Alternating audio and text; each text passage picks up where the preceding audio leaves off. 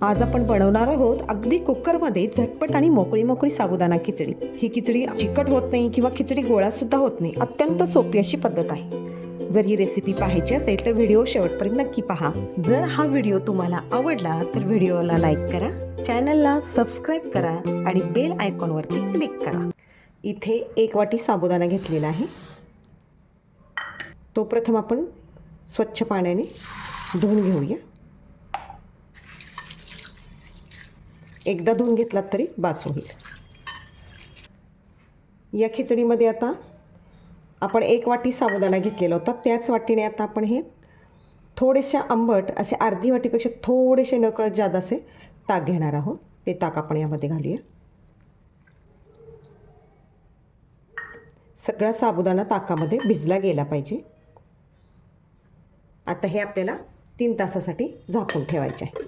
3 तास याच्यामध्ये भिजला जाऊ दे चांगला साबुदाणा। त्यानंतर आपण मग कुकरमध्ये त्याची मोकळी खिचडी करणार आहोत। साबुदाणा भिजत घालून 3 तास होऊन गेलेले आहेत। साबुदाणा भिजलाय का पाहूया। छानरित्या मोकळा झालेला आहे तो। एक साबुदाणा घेऊया आणि बऱ्यापैकी तो सगळा भिजला गेलेला आहे।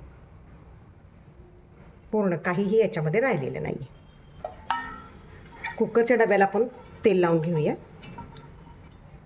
साबुदाणा कसा भिजलाय पहा, काहीही खाली पाणी राहिलेले नाही आहे, म्हणजे 3 तासात पूर्ण तो भिजून गेलेला आहे ताकामध्ये। आता यामध्ये आपण हे साबुदाणे सगळे काढून घेऊया। यामध्ये अर्धा चमचा आपण मीठ टाकून पसरून घेऊया। याच्यामध्ये एक छोटा चमचा तेल पण यामध्ये टाकून घेऊ की अशा रीतीने मीठ आणि तेल सर्वत्र लावून घेतलेले, सर्व साबुदाण्याला लावून घेतलेले आहे। आता येथे कुकर घेतलेला आहे। या कुकरमध्ये खाली प्लेट ठेवलेली आहे आणि त्यामध्ये आपण असा हा साबुदाणा ठेवायचा आहे। त्याच्यावरती आपण प्लेट झाकून घेऊया आणि जर बटाटा हवा असेल तर ह्याच्यामध्ये बटाटा घाला आणि कुकरचं टोपण आपण हे लावून घेऊया आणि मध्यम आचेवर, गॅसच्या मध्यम आचेवर याच्या 4 शिट्ट्या काढून घ्यायच्या आहेत। कुकर थोडासा थंड झालेला आहे, उघडून पाहूया आपण। बटाटा शिजला गेला आहे। प्लेटमध्ये काढून पाहूया। अगदी छान असा साबुदाणा हा शिजला गेलेला आहे। हा साबुदाणा थोडासा आता थंड होऊन द्यायचा आहे। साबुदाणा आता थंड झालेला आहे। अशा पद्धतीने तो सहज निघतोय। थोडंसं तेल टाकल्यामुळं तो अजिबात एकमेकाला चिकटला गेलेला नाही, अगदी सळसळीत आणि सुट्टा झालेला आहे। यामध्ये आपण शेंगदाण्याचं कूट घालून ते सर्व साबुदाण्याला मिक्स करून घेऊया। हे सर्व मिक्स करून घ्यायचे आहे, म्हणजे जो आणखीन थोडंसं चिकटला आहे एकमेकांना तो सुद्धा मोकळा होऊन जाईल।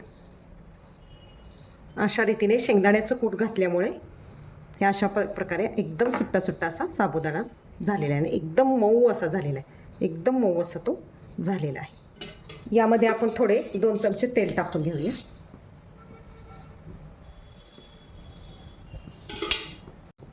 तेल थोडेसे गरम झालेले आहे। यामध्ये शेंगदाणे आपण तांबूस रंगावरती असे भाजून घेऊया।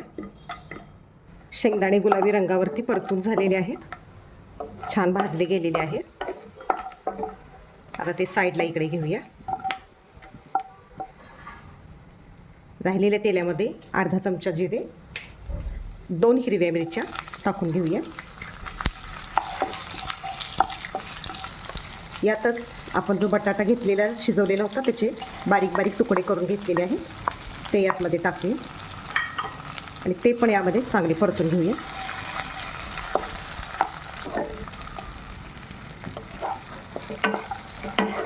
शेंगदाणे जास्त वेळ तेलात ठेवायचे नाही, थोडाच वेळ ठेवायचे, कारण हे नंतर सुद्धा असे भाजले जातात। यानंतर ही साबुदाणा खिचडी जी कुकरमध्ये आपण शिजवलेली होती ती यामध्ये टाकून घेऊया। आपण शिजवत असतानाच याच्यामध्ये मीठ टाकलेले होते, त्यामुळे आता वरून मीठ टाकायचे नाही आहे। तुम्हाला साखर हवी असेल तर तुम्ही साखर टाकू शकता।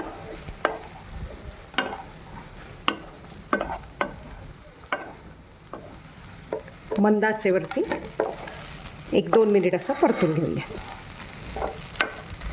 अगदी अशी मोकळी अशी आपली आपली खिचडी झालेली आहे आणि मऊसुद्धा झालेली आहे. हे पहा किती मोकळी झालेली आहे. सगळे साबुदाणे वेगवेगळे झालेले आहे. अशा रीतीने आपली कुकरमध्ये झटपट मोकळी खिचडी तयार होते. साबुदाणा रात्री भिजवल्यास चांगलेच, पण नाही भिजवता आला, लक्षात नाही राहिलं तर 1-2 तास तरी तो साबुदाणा भिजायला हवा. 3 तासात छानच भिजतो. आणि ताक जास्त आंबट असू नये, मध्यम आंबट असावे आणि शक्यतो ताजे असावे, त्यामुळे तो आंबटपणा छान लागतो त्याच्यामध्ये. आता गॅस आपण बंद करूया.